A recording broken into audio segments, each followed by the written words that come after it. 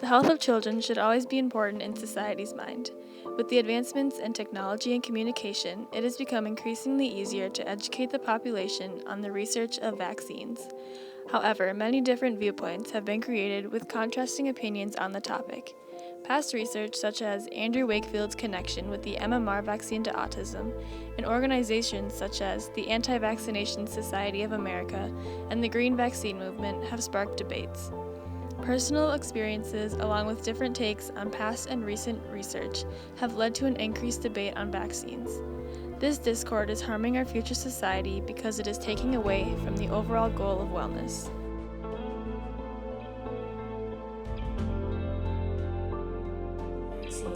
So I think vaccines are an important part of public health, and I think that we should be educating people about vaccines so as many people as possible get vaccinated that way. But as a teacher, I see kids, lots of kids of all. I see kids with medical needs. For example, I have a student right now that has cancer. And so when I think about those kids with higher medical needs, and I think about their vulnerability, and because their immune systems are not working the way that they need to work. And so I see those kids and I see how important it is that other people get vaccinated so that they're more protected.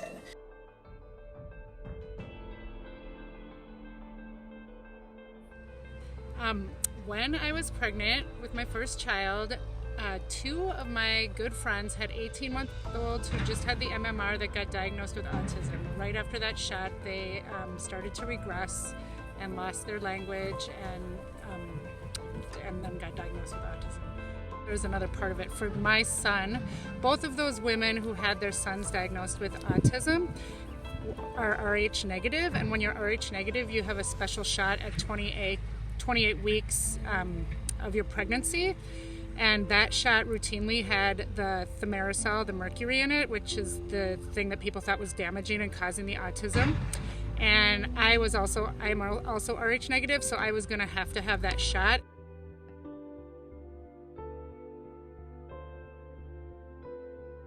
For children. Vaccines for children have made the biggest difference in the health of children of anything that's ever been done in medicine. If you put everything else in medicine all together, they would not equal the health improvements that vaccines have done. They have eradicated diseases that used to kill millions and millions of people a year, and they have changed fundamentally how healthy children are. Even from when I started practice, I see much, much less sick children now than I did with the more vaccines that are available now. I think the internet has done a lot with that in a negative way, that anybody can put anything on the internet and make it sound like it's true. So they can make it sound like it's fact and it's not fact. They can put anything and write anything and show anything, and then it's very hard for some people to discern what is fact and what is good facts and what are made up facts. So there's a lot of made up things on the internet on vaccines. Vaccines have been labeled as dangerous by people who think their children have been hurt by them, even though very, very, very few children have been hurt. I've been a pediatrician for 30 years and I have never seen a child hurt from a vaccine. I have seen many kids die from the diseases that we vaccinate for.